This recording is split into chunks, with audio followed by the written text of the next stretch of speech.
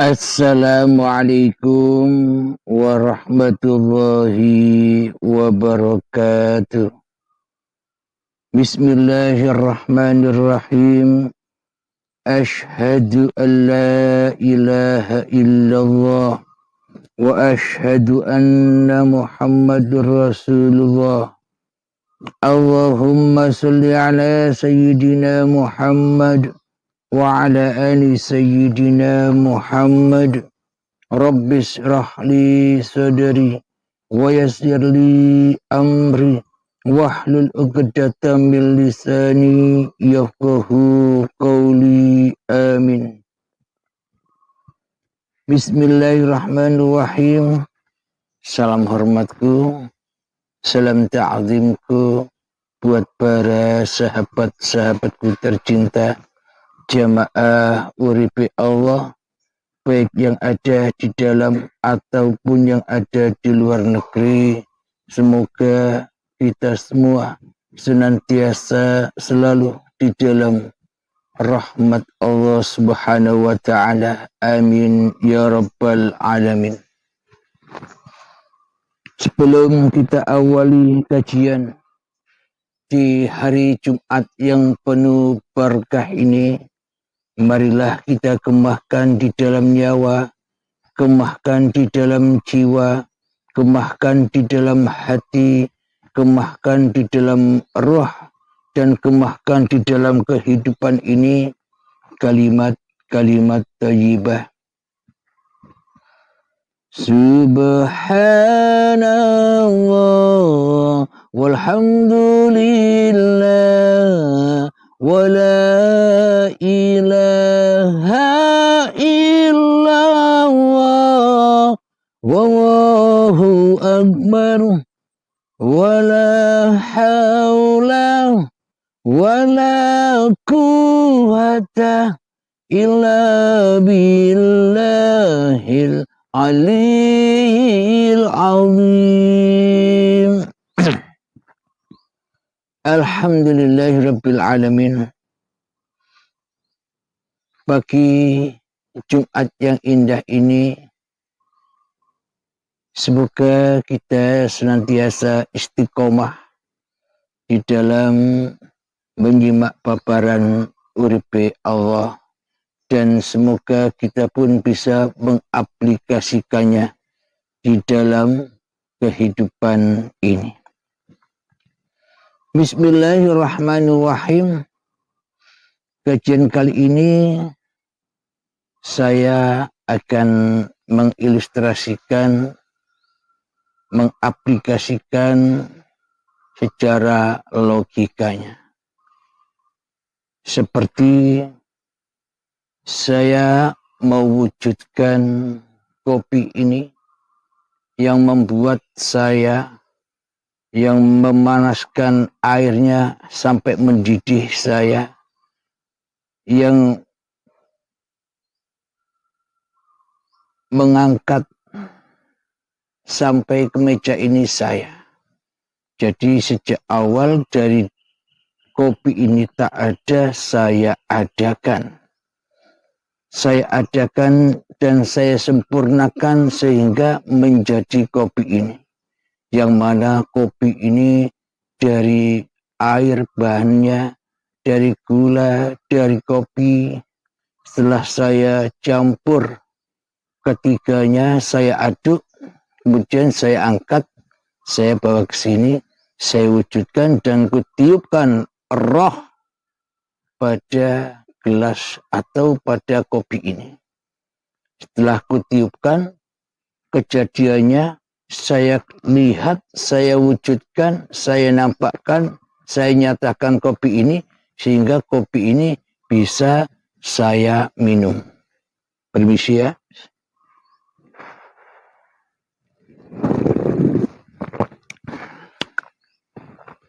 Kopi tak pernah komen apapun.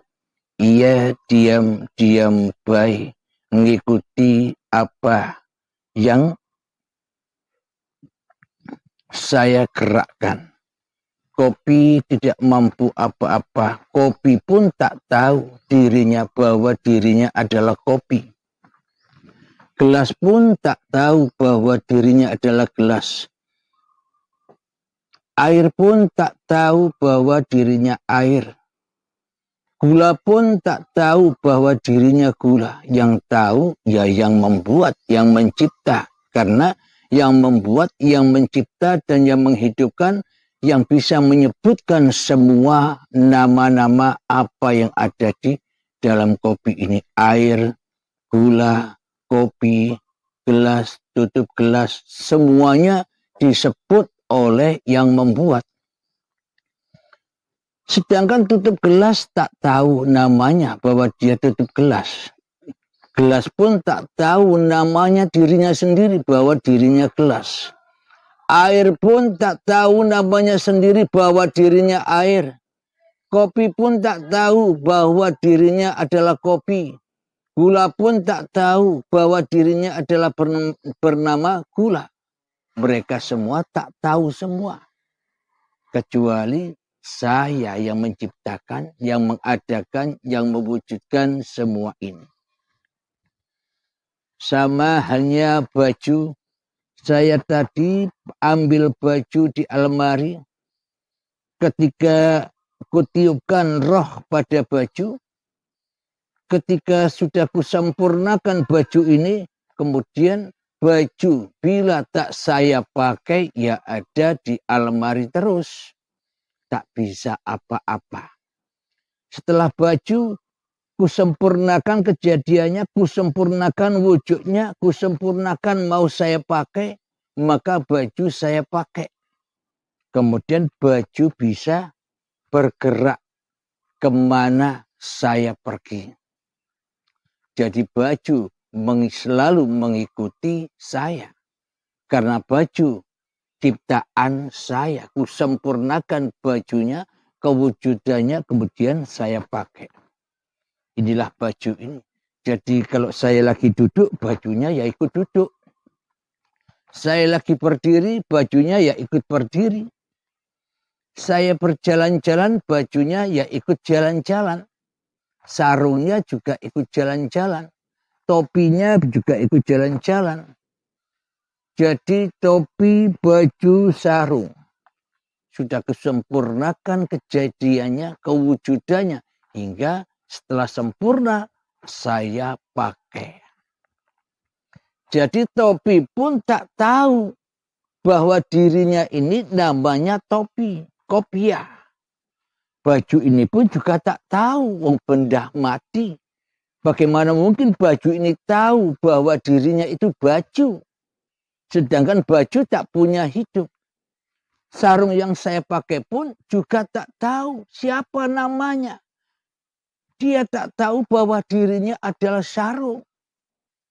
Tanpa aku yang menyebut semua ini, maka mereka tak akan mampu bisa menyebutkan dirinya sendiri.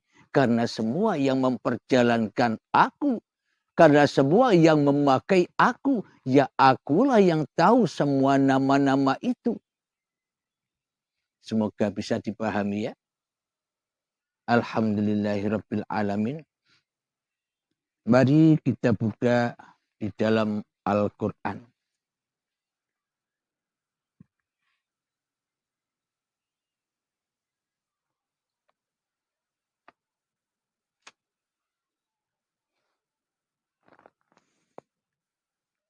Kenapa semua itu terjadi? Karena selama ini di dalam hati kita tak pernah ada Tuhan selain diri kita sendiri selama ini. Jadi seolah-olah kita yang tahu apapun yang kita kerjakan. Seolah-olah kita yang paling tahu apapun yang kita perbuat. Seolah-olah apapun yang kita lakukan. Seolah-olah kita yang jadi raja dan Tuhannya. Tanpa Tuhan, kita selama ini tak bertuhan. Mengerjakan apapun, beraktivitas apapun, sholat pun, ibadah pun, ritual pun, di tempat-tempat peribadatan agama apapun, semuanya takkan pernah ada Tuhan di dalam hati kita kecuali diri kita sendiri yang mentuhankan diri kita sendiri selama ini. Jadi seolah-olah kita bagaikan Tuhan. Contoh yang saya sebutkan tadi di depan. Kopi saya wujudkan, saya sempurnakan kejadiannya, saya ciptakan, saya buat. Setelah itu saya minum. Baju yang saya sempurnakan, kutiupkan roh dalam baju ini. Maknanya kutiupkan roh kehidupan dalam baju ini. Ya baju ini saya pakai. Meskipun saya tiupkan, fuh, fuh, fuh. Ya enggak bisa ngapa-ngapain baju. Kalau tidak saya pakai. Semuanya begitu. Jadi tak satu pun makhluk ciptaan tahu dengan dirinya. Bagaimana mungkin makhluk tahu dengan apa sesebutan bagi dirinya. Sementara makhluk tidak tahu apa-apa. Sedangkan makhluk tidak tahu dia ini siapa. Jadi hanya manusianya lah yang selama ini diberi akal untuk memikirkan ayat-ayat Allah. Karena manusianya, akalnya tak dipakai untuk membaca ayat-ayat Allah, akan tetapi akalnya hanya dipakai untuk membaca ayat-ayat iblis, ayat-ayat setan, ayat-ayat hawa nafsunya sendiri, maka manusia banyak yang tersesat. Hanya sebagian kecil saja yang diberi petunjuk oleh Allah. Hanya sebagian kecil saja yang diberi hidayah oleh Allah. Bila diilustrasikan masa kini di atas dunia ini 10 juta manusia banding hanya satu yang diberi petunjuk, yang paham benar-benar ilmu sejati ini. Ilmu kembali kepada Tuhan ini hanya 10 juta dari orang-orang sedunia. Hanya satu yang mewakilinya dari 10 juta orang itu. Saking amat langkahnya orang-orang yang kembali kepada Allah guna untuk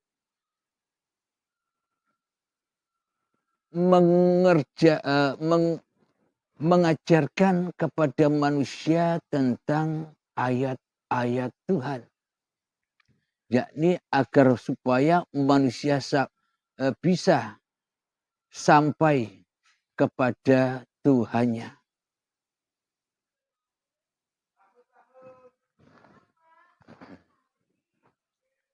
Alhamdulillahirabbil alamin. Di dalam surat As-Sod, surat Sod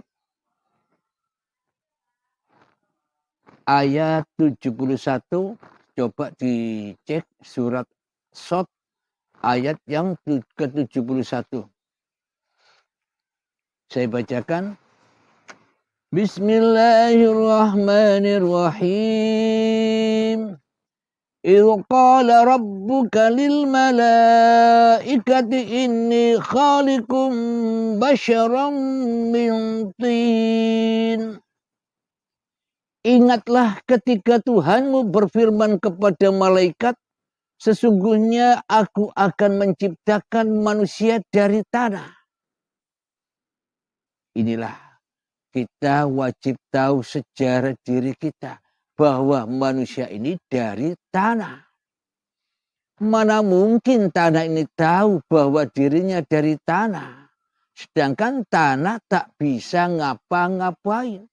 Sedangkan tanah itu mati. Sedangkan manusia itu mati. Bagaimana mungkin manusia tahu bahwa dirinya adalah manusia bila tanpa Tuhannya? Kelanjutan ayatnya. وَإِذَا سَوَّيْتُهُ وَنَفَخْتُ فِيهِ مِنْ رُوحِي وَقَعُوا لَهُ سَاجِدِينَ. Kemudian apabila telah aku sempurnakan kejadiannya dan aku tiupkan rohku kepadanya, maka tunduklah kamu dengan bersujud kepadanya. Saya contohkan tadi ilustrasi ketika sudah saya tiupkan roh kehidupan kepada baju, sarung saya, kopiah saya. Jadi setelah saya pakai, maka seluruh manusia akan memandang baju yang saya pakai. Pasti memandang baju yang saya pakai.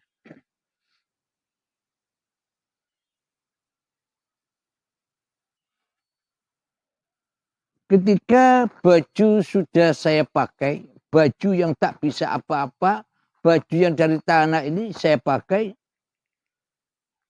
Kebetulan malaikat pun juga ciptaan saya. Kemudian saya perintah malaikat sujudlah kepada Adam. Sujudlah kepada baju. Bila baju ini tak saya pakai, mana mungkin malaikat bisa sujud kepada baju. Jadi yang disujudi oleh para malaikat, seluruh malaikat itu bajunya, apa yang memakai baju. Yang disujudi, diperintahkan para malaikat, seluruh malaikat bersujud kepada Adam itu, sujud pada bajunya, apa sujud kepada yang menciptakan baju, yang memakai baju jeleger seperti ini. Sama halnya kita bertemu dengan sahabat-sahabat. Jadi para sahabat lebih memandang yang memakai baju daripada bajunya. Lebih memandang kepada yang hidup daripada raganya. Karena tanpa hidup, raga pun takkan pernah disaksikan. Karena tanpa hidup, baju pun tak pernah bisa disaksikan. Mari kita lanjutkan ayatnya.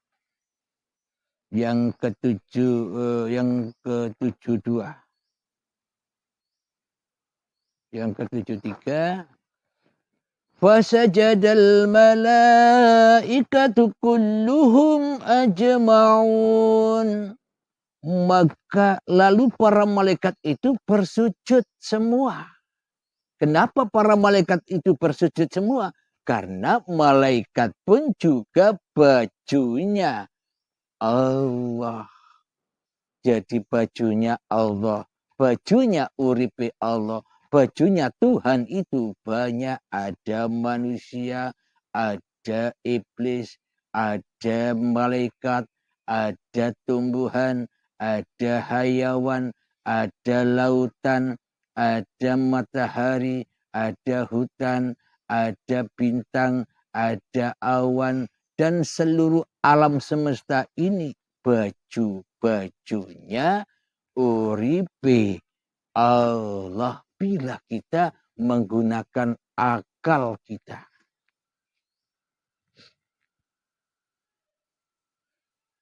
Makna lalu malaikat itu bersujud semuanya, apa maknanya? Bagaimana mungkin malaikat bisa tahu bahwa dirinya malaikat bila tanpa dipakai oleh uripe Allah. Malaikat pun tidak tahu bahwa dirinya itu malaikat, benda mati. Manusia pun tak tahu bahwa dirinya manusia, wong benda mati. Berarti seluruh peristiwa, seluruh pagelaran, seluruh panggung sandiwaranya ini, siapa yang memakai panggung sandiwara ini? Ya uripe Allah.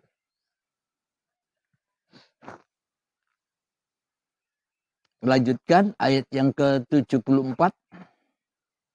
Illa iblis istakbara wa kana minal kafirin.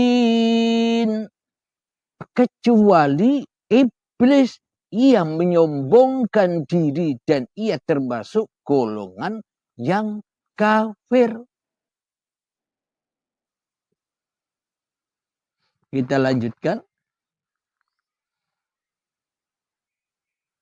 Qala ya iblis ma mana'aka an tasjuda lima khalaqtu biyadai astakbarta am kunta minal alin.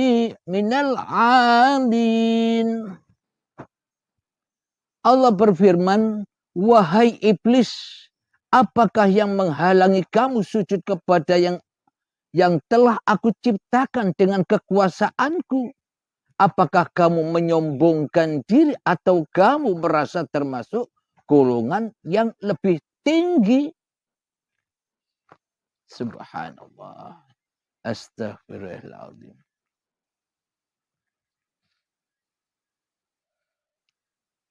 Yang 76.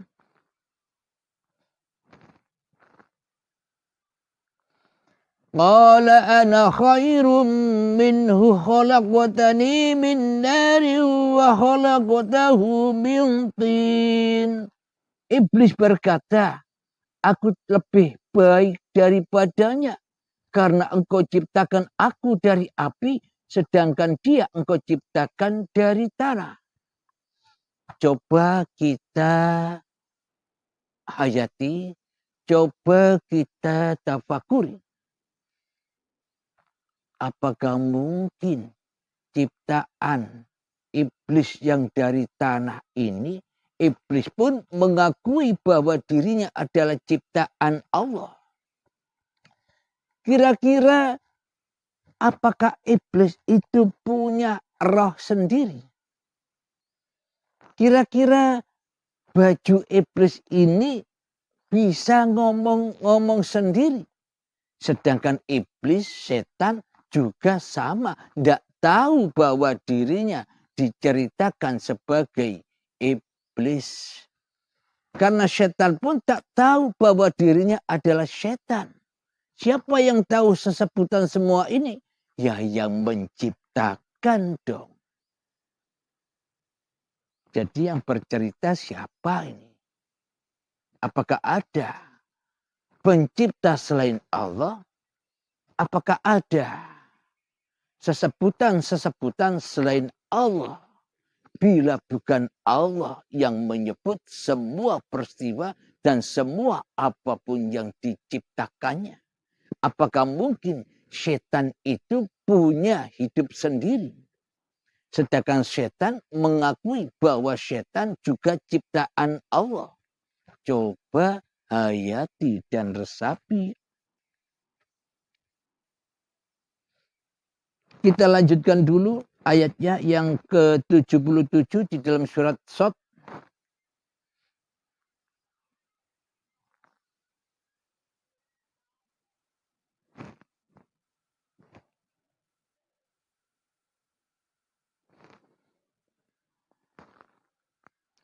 Qala fakhruj minha fa innaka rajim. Allah berfirman, kalau begitu keluarlah kamu dari surga. Sesungguhnya kamu adalah makhluk yang terkutuk. Astagfirullahaladzim. Lanjutkan ayatnya. Wa inna alaika la'nati ila yaumiddin. Dan sungguh kutukanku tetap atasmu sampai hari pembalasan. Lanjut. Qala rabbi fa'andirni ila yaumi yub'atsun.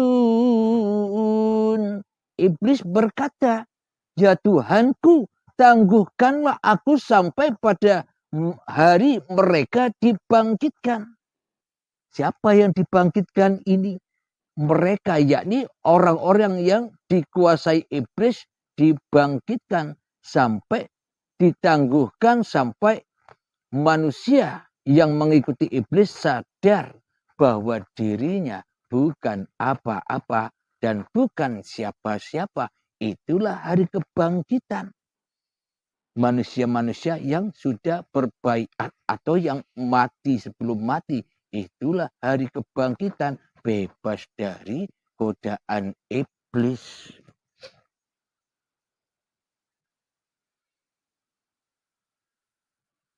Lanjutan ayatnya yang ke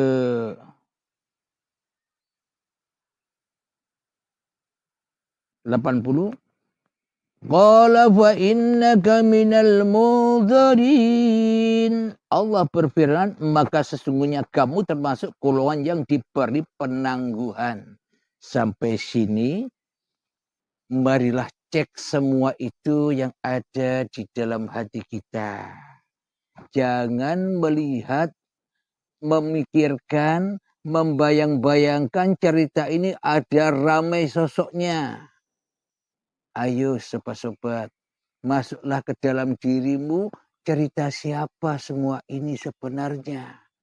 Kita selama ini mentuhankan diri kita sendiri dengan bukti Allah kita gaibkan, kita tiadakan, seolah-olah kitalah yang sebagai Tuhan selama ini. Kenapa? Karena kita mengikuti jejaknya iblis. Karena yang jadi iblis itu siapa? Ya kita sendiri berposisi sebagai iblis.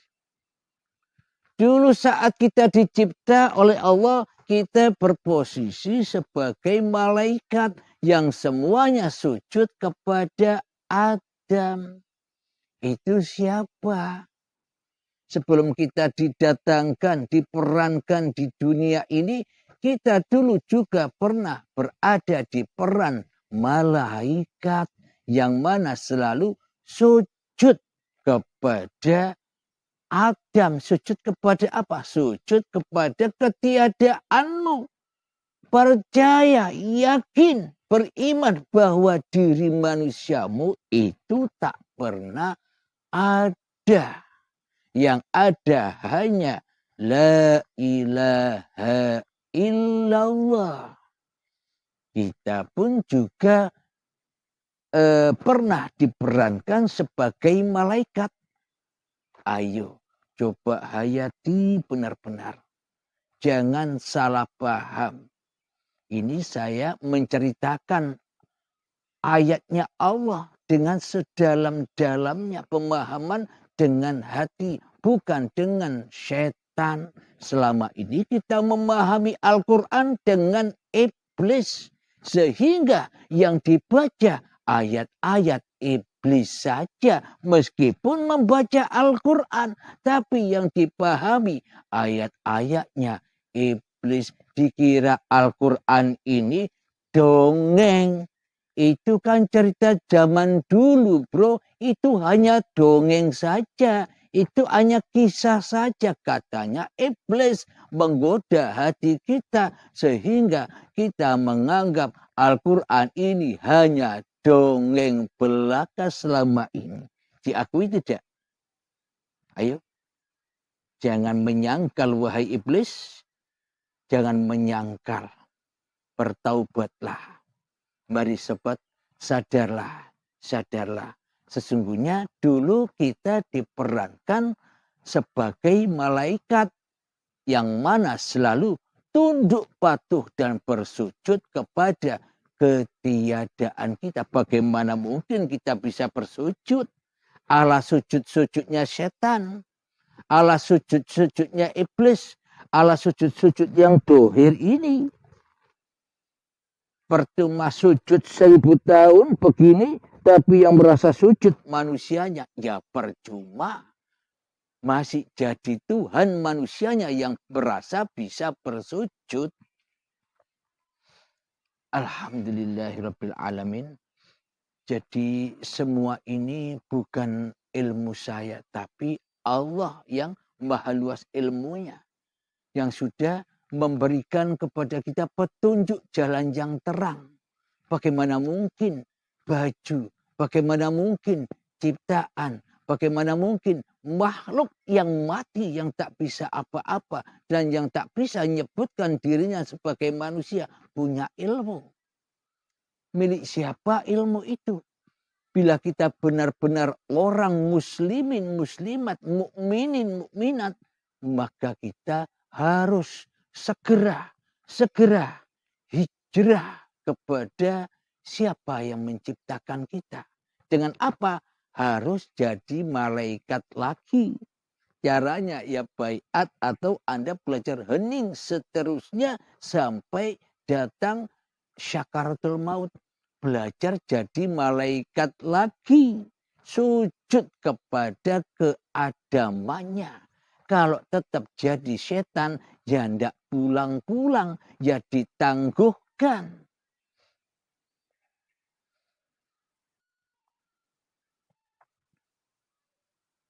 Jadi siapa yang selama ini merasa lebih ada, siapa yang merasa selama ini lebih wujud, siapa yang selama ini merasa lebih hidup, Allah ke di dalam hati kita ataukah malah diri kita yang menjadi Allah. Inilah yang disebut iblis yang sombong. Allahnya diadamkan, Tuhannya ditiadakan. Ya Allah, ini bukan kepada yang lainnya, untuk saya sendiri. Selama ini kan begitu, sama dengan Anda. Saya pun juga begitu. Sama-sama jadi setan. Sama-sama jadi iblis. Inna syaitana lakum aduwwum mubin. Sesungguhnya setan itu adalah musuhmu yang sangat amat nyata. Saking nyatanya kita jadi buta kepada setan kita sendiri. Ya Allah. Jadi manusia dulu diperankan sebagai malaikat. Sekarang di dunia diperankan sebagai iblis dan setan. Nanti suatu ketika penangguhannya sudah selesai. Maka ketika manusia dibersihkan dengan azab yang pedih, disiksa di dunia dengan berbagai macam-macam urusannya, disiksa di puncak Baiatul Akbar, dibersihkan, dicuci dengan sekeras-kerasnya pencucian. Setelah itu suci, jadi malaikat lagi. Maknanya apa?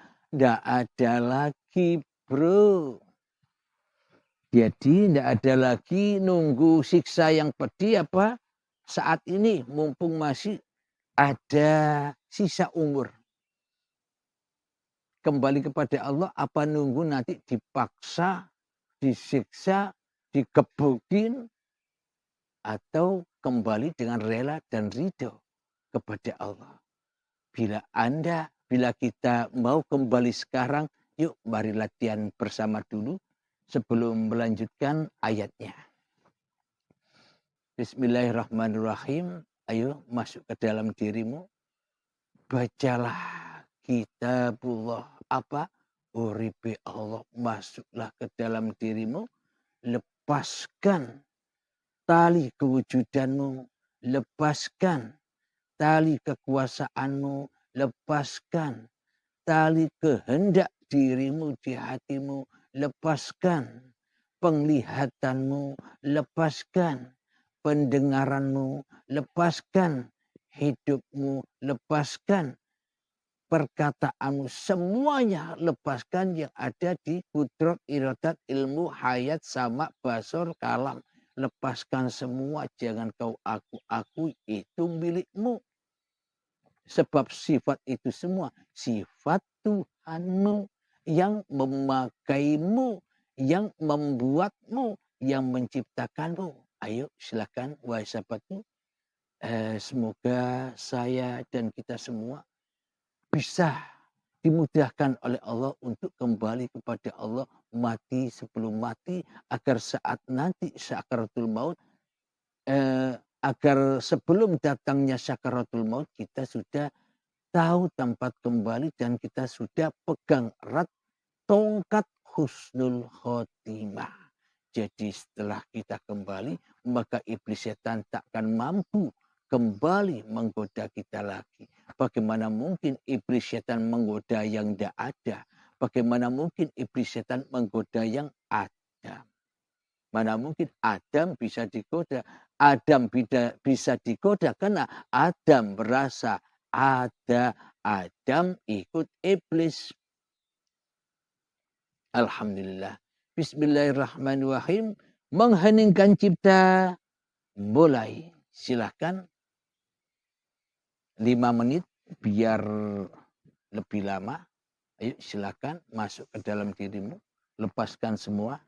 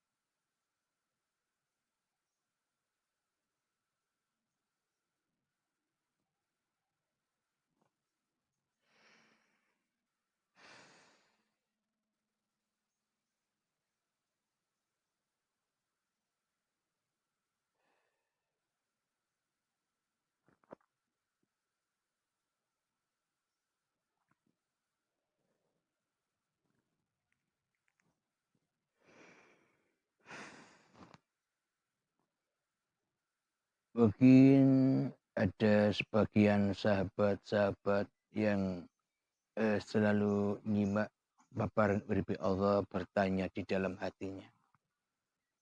Kang Halim menyuruh para jamaahnya hening, bertapa, zuhud, khulwat, diam. Tapi Kang Halimnya sendiri umek sendiri. Tidak ikut hening. Tidak ikut khulwat, tidak ikut zuhud, tidak ikut diam. Bagaimana mungkin saya bisa bergerak begini dan begitu? Bagaimana mungkin saya bisa minum kopi, bisa merokok? Mana mungkin saya bisa duduk dan bisa bicara tanpa dipakai, tanpa digunakan oleh pemiliknya? Jadi jangan pandang sayanya. Jangan pandang kulit kitabnya. Bacalah dengan kitabmu, kitab yang ada di diri saya. Tembuslah raga ini siapa yang berperan. Meskipun kelihatannya obawai, meskipun kelihatannya tidak diam, meskipun kelihatannya umek wae, minum kopi, merokok, ngobrol begini di waktu zuhud, meskipun kelihatannya obah, namun di dalam hati sudah tak ada Abdul Halimnya yang bisa obah. Jadi meskipun obah dan diamnya sama-sama, mati Abdul Halimnya. Jangan pandang bajunya. Nanti Anda bakal silau memandang bajunya. Sama ketika kita memandang Kanjeng Nabi Muhammad Sallallahu Alaihi Wasallam. silau Anda memandang Nabi Muhammad Sallallahu Alaihi Wasallam sehingga Anda tak pernah jumpa dengan siapa yang memakai baju Muhammad Rasulullah Sallallahu Alaihi Wasallam. Sedangkan kita diperintahkan persis sama seperti Muhammad Rasulullah Sallallahu Alaihi Wasallam. Apanya? Imannya. Apanya? La ilaha illallahnya. Muhammad bukan kamu yang melemparkan sama. Muhammad bukan kamu yang memanahkan sama. Tapi akulah yang melempar dan yang memanah itu. Berarti obah menengi Muhammad. Yo meneng lan obai Gustine Muhammad. Jadi jangan terlena dengan casing-casing, dengan kulit, dengan baju. Agar kita tak silau. Namun bila di dalam hati kita setannya yang wujud, maka tak akan pernah bisa menembus baju di balik baju. Al-insanu sirri wa ana sirruhu. Tapi untuk mencapai semua itu memang harus menjada-wajada. Bila Anda harus belajar di luar sana, penuh dengan banyaknya biaya. Banyaknya waktu yang ditinggalkan puluhan tahun belum tentu paham.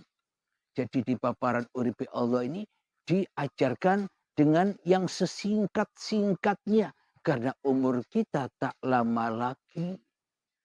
Karena hari penangguhan waktu sebentar lagi akan datang.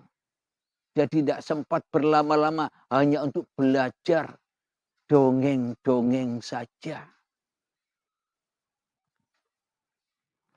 Silakan dilanjut.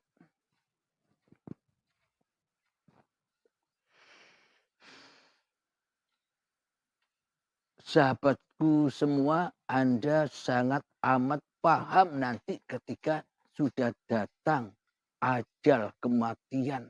Kita semua akan paham ketika kita sudah sendakap begini.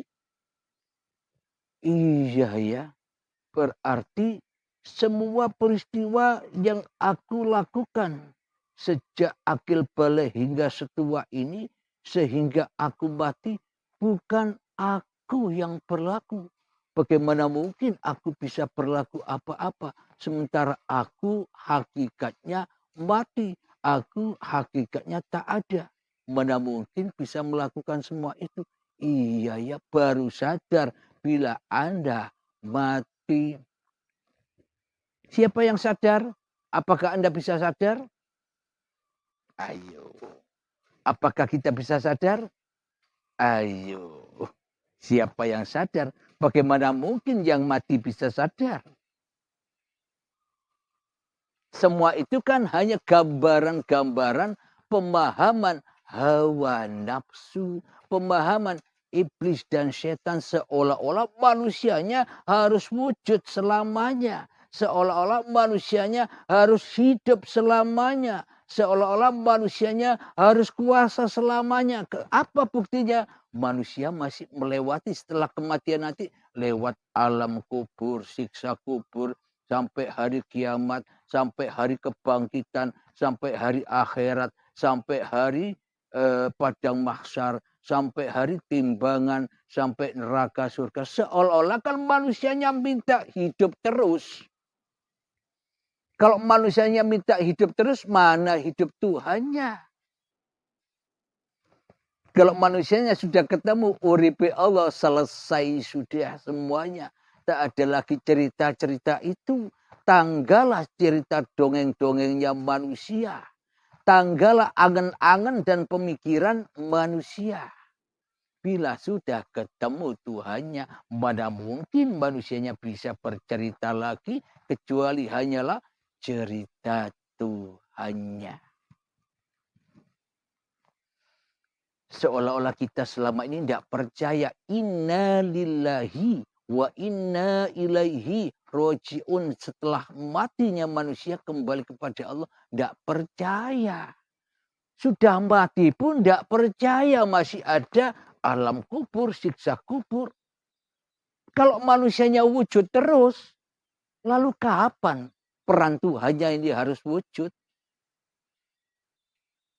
dikasih kabar gembira setelah kematian tidak ada cerita lagi, ora percaya. Tidak mau dirinya kalau setelah kematian tidak ada alam-alam lagi. Saya tidak percaya. Kalau setelah kematian itu tidak ada alam-alam lagi, selesai, the end. Saya tidak percaya. Karena sudah disebutkan dalam Al-Quran dan hadis. Alam kubur, kematian itu hak. Alam kubur hak. Siksa kubur hak. Hari kiamat hak. Hari kebangkitan hak. Hari akhirat hak. Hari yaumul hisab hak. Hari wadsiratul mustaqim hak. Hari neraka dan surga hak. Hak itu maknanya apa? Bukan nanti, nyata sekarang kejadiannya. Itu yang dinamakan hak. Karena manusianya masih mati, ya ora percaya, mati hatinya. Katanya iblis dan setan, bro, semua itu besok. Itu nanti semua cerita itu. Hanya dongeng saja nanti kejadiannya. Kenapa? Agar iblis dan setan dengan leluasanya menyesatkan kita semua selama ini dari iman kepada Allah, dari la ilaha illallah. Makanya iblis dan setan itu selalu menggaungkan seolah-olah Allah tak pernah wujud. Yang wujud, yang hidup, yang berkuasa hanya manusianya saja. Di alam kubur pun sudah benar-benar mati mayatnya. Sudah dikubur kok masih ngaku-ngaku hidup saja. Nanti di alam kubur dihidupkan, disiksa. Kalau di alam kubur nanti setelah manusia dikubur itu dikembalikan lagi rohnya. Yang mending kita gali lagi, hidup lagi bersama kita. Kalau memang benar hidup dan disiksa. Logika enggak? Tapi nyatanya setelah digali, ya tetap mati. Kenapa? Karena sudah masuk surga. Surganya badan ini di mana? Surganya ya di tanah. Asal penciptaannya. Dari asal penciptaannya, bila sudah kembali kepada asalnya, ya itulah surga. Adam itu di mana? Ketiadaan itu di mana? Ya di surga jannahnya Allah. Ketika kita merasa masih ada, ya kita tinggal di neraka. Tapi kalau sudah plek, bagaimana mungkin kita ngaku-ngaku kita hidup? Bagaimana mungkin kita ngaku badan ini badanku? Wong hakikatnya kita tidak ada. Tidak bisa apa-apa. Yang hiduplah yang tahu. Bahwa kita sudah mati. Nah, apa lambangnya badan yang sudah mati itu dibungkus kain kafan putih? Itulah hakikat ihram. Suci, bersih. Yang pakai baju ihram pun, yang berangkat haji pun belum tentu suci seperti sucinya mayat.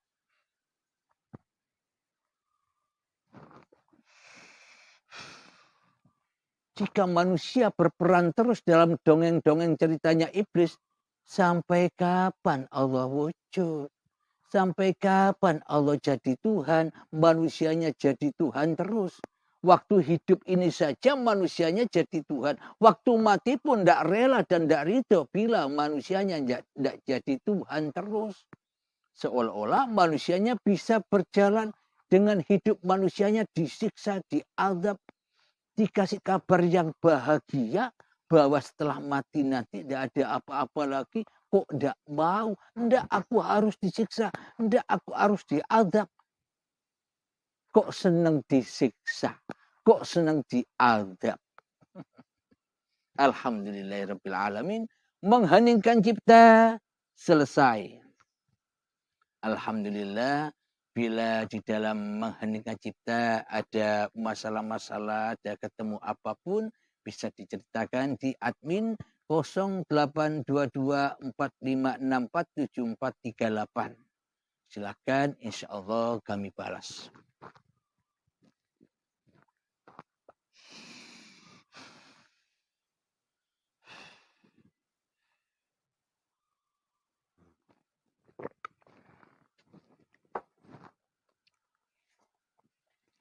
Alhamdulillahirrabbilalamin. Kita lanjutkan lagi ayatnya yang ke-81 di dalam surat Shad.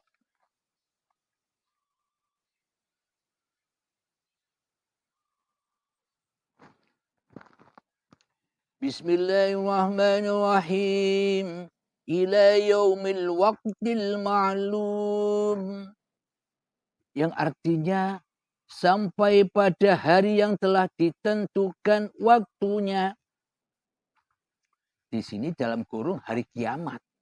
Kiamatnya hidup dan badanmu ketika baiat. Atau kiamatnya hidup dan badanmu ketika diazab di dalam baiatul akbar syakaratul maut. Itulah waktu yang ditentukan. Lanjutannya, qala fa bi'izzatika la ughwiyannahum ajma'in. Iblis menjawab, demi kemuliaanmu pasti aku akan menyesatkan mereka semuanya. Jadi iblis pun ngaku bahwa Allah Maha Mulia. Sedangkan kita selama ini tak ngakui Allah Maha Mulia. Apa buktinya? Allah tak mulia di hati kita. Yang mulia di hati kita, yang wujud di hati kita, yang hidup di hati kita hanyalah diri kita sendiri. Siapa yang mulia? Allah kah atau diri kita di hati kita? Kita lebih sesat daripada iblis. Iblis ini pun masih mengakui Allah Maha Mulia. Iblis menjawab, demi kemuliaanmu pasti aku akan menyesatkan mereka semua. Karena kita selama ini jadi hambanya iblis, maka dari itu kita selama ini dibutakan mata hati kita, dibutakan penglihatan, ditulikan telinga, dibutakan rasa kita kepada Allah. Karena kita selama ini memuliakan diri kita sendiri. Dari mulia sendiri di sisi manusia. Kenapa? Karena kita menyembah Tuhan manusia kita sendiri. Otomatis kita menyembah manusia-manusia yang lain. Agar manusia-manusia yang lain mengenal kita. Agar manusia-manusia yang lain menghargai kita. Agar manusia-manusia yang lain pada bangga atas kita. Agar manusia-manusia yang lain agar selalu memuliakan kita. Inilah lebih dalam dosanya daripada iblis. Jangan rame-rame. Karena bila Anda beritahukan kepada iblis, iblis tidak mau. Itu sesat, ajaran sesat. Kenapa? Iblisnya tidak mau. Bila dia diusir, bila manusia kembali kepada Tuhan yang tidak mau. Akhirnya iblis bilang, itu ilmu sesat. Kenapa? Agar iblis leluasa menyesatkan kita semua, sobat. Yang ke-83. Illa ibadaka minhumul mukhlasin. Kecuali hamba-hambamu yang terpilih di antara mereka 10 juta banding 1. Yang memahami, yang mau kembali, yang berani mati demi kehidupan uripe Allah. 10 juta banding 1 yang dipilih. Ayo berlomba-lombalah sobat menjadi pilihan Allah. Berlomba-lombalah sobat menjadi Rasulnya Allah.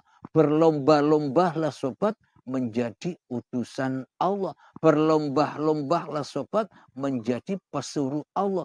Bertaubatlah jadi Rasulnya iblis. Bertaubatlah dari menjadi utusannya iblis. Bertaubatlah dari pesuruh-pesuruhnya iblis yang ada di dalam hati kita. Segeralah bertaubat. Kecuali hamba-hambamu yang terpilih di antara mereka. Sangat amat sedikit sekali. Ilustrasinya begini. Sangat amat sedikit sekali. Coba Anda perhatikan seluruh manusia ini lebih cinta kepada gemerlapnya dunia atau lebih cinta kepada Tuhannya? Lebih cinta tinggal di dunia atau lebih cinta tinggal di akhirat?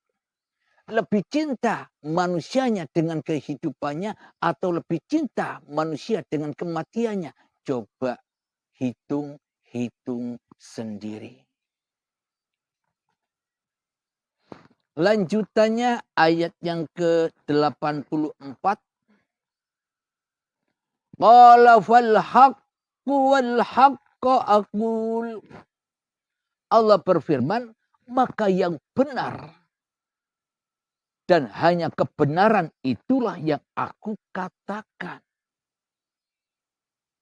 Jadi tak satupun manusia yang bisa menggoda manusia bila manusianya sudah menghamba kepada Tuhannya, yakni hatinya sudah la ilaha illallah al-malikul haqqul mubin. Bila Allahnya gaib, ya kita berarti berada bersama iblis dan setan di neraka jahanamnya Allah. Kita disiksa dengan berbagai macam keadaan-keadaan. Bisnis ini gagal, bisnis itu gagal. Bisnis ini orangnya tidak mau bayar. Hati dibakar terus. Dibakar terus, sakit terus, sengsara terus. Melihat anak begini, hati panas. Anakku kok tidak nurut padaku. Lihat hartanya dicuri orang panas. Lihat dirinya sakit panas, ya Allah, penuh dengan kepanasan. Itulah azab neraka. Kita sudah tahu di azab di neraka kok tetap masih tinggal di neraka. Sampai kapan? Sampai hari yang ditentukan. Sampai kapan? Sampai Baiatul Akbar datang, kiamat dengan paksa dan ridho. Saat itulah kita terperanjat, mendelik, kaget. Alhamdulillahirabbil alamin. Maka bersyukurlah kita semua, terkhususnya saya bersyukur diberitahu paparan yang seperti ini agar disampaikan kepada sahabat-sahabatku yang mana ingin kembali meniti jalan kepada Allah Subhanahu wa taala, kepada Tuhan yang menciptakan diri kita.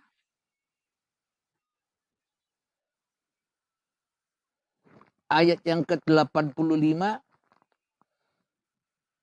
la'amla'anna jahannama minka wa mimman tabi'aka minhum ajma'in.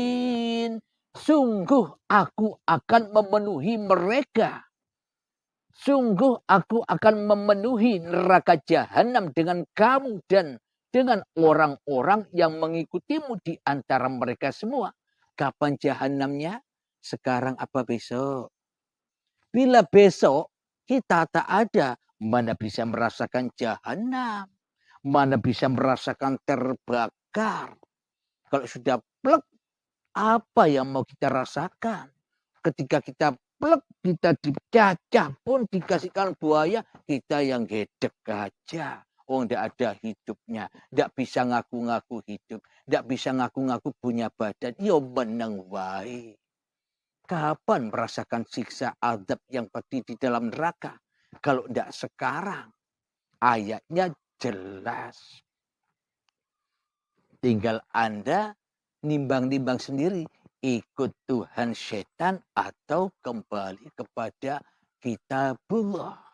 Ikut pahamnya hawa nafsu, apa ikut pahamnya uripi Allah. Semua tergantung pada Anda sekalian. Itu bila kita kembalikan kepada hablum minan nar. Hablum minan nas.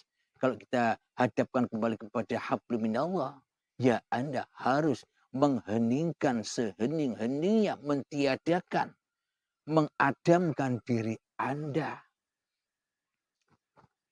Selagi diri Anda yang merasa mengheningkan, mentiadakan diri Anda, ya masih tetap Anda yang ada, yang jadi Tuhan. Mari kita ulang. Sungguh aku akan memenuhi neraka jahanam dengan kamu dan dengan orang-orang yang mengikutimu di antara mereka semuanya. Apa tandanya? Tandanya orang-orang yang selama ini menganggap Allah gaib, yang menganggap dirinya lebih wujud daripada Allah. Itulah ahli neraka yang selalu dibakar hatinya.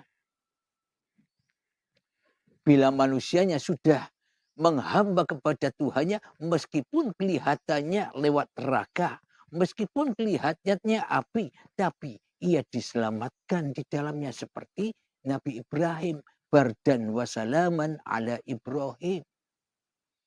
Meskipun dihadapkan berbagai macam masalah, hatinya tetap selamat. Kenapa? Karena sudah tak memandang makhluk di dalam hatinya. Sudah tidak mau dibakar lagi oleh makhluk. Sudah tidak mau dibakar lagi oleh harta-hartanya. Sudah tidak mau dibakar lagi dengan pangkat-pangkatnya. Sudah tidak mau dibakar lagi dengan kedudukan-kedudukannya. Sudah tidak mau dibakar lagi dengan anak-anaknya. Sudah tidak mau dibakar lagi dengan urusan-urusannya dunianya.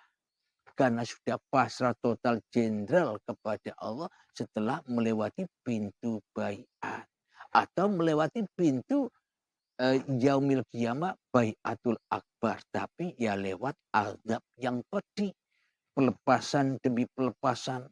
Pelongkopan demi pelongkopan yang begitu dahsyatnya. Ayat selanjutnya, ayat surat yang ke-86. Qul ma as'alukum alaihi min ajri wa ma ana minal mutakallifin.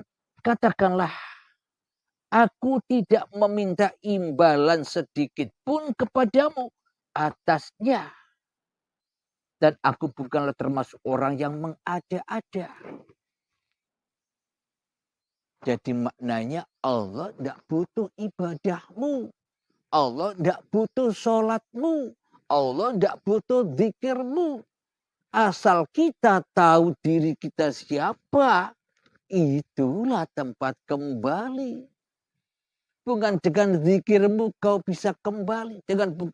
Bukan dengan sholatmu kau bisa kembali. Bukan dengan perbuatan baikmu, sedekahmu engkau bisa kembali. Jauh. Dengan kerelaanmu dan keriduanmu kembali kepada keadamanmu seperti malaikat sujud kepada Adam, itulah tempat kembalimu. Inna lillahi wa inna ilaihi roji'un. Alhamdulillahirabbil alamin. Subhanallah, sungguh maha nyata ayat-ayatnya Allah ini. Semoga saya khususnya dan semoga kita semua, para jamaah, para sahabat urip Allah, dimudahkan di dalam memahami dan dimudahkan di dalam mengaplikasikannya. Amin ya rabbal alamin. Sebelum kita akhiri kajian di Jumat yang indah ini, marilah kita kemahkan sholawat dari bintaful bala.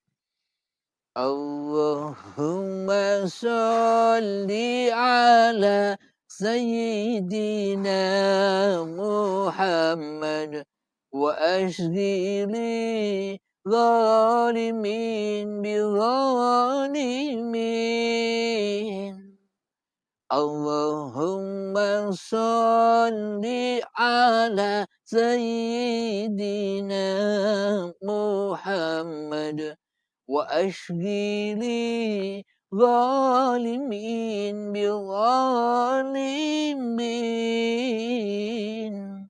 وأخرجنا من بينهم سالمين وعلى آله وصحبه أجمعين. Alhamdulillahirabbil alamin. Allahumma shalli ala sayyidina Muhammad wa ala ali sayyidina Muhammad. Allahumma ya qadhiyal hajat. Allahumma ya mujibad da'awat. Allahumma ya rafi'ad darajat, Allahumma ya muhillal muskilat, Allahumma ya syafiyal amrat, Allahumma ya kafiyal muhimmat, Allahumma ya dafi'al baliyat, Allahumma khtim lana bil iman, Allahumma khtim lana bil islam, bijahi sayyidil mursalin, Rabbana atina fid dunya hasanah wa fil akhirati hasanah wa qina adzabannar. Wa sallallahu ala sayyidina Muhammad wa ala alihi wa sahbihi wasallam. Walhamdulillahi rabbil alamin. Akhir kalam. Assalamualaikum warahmatullahi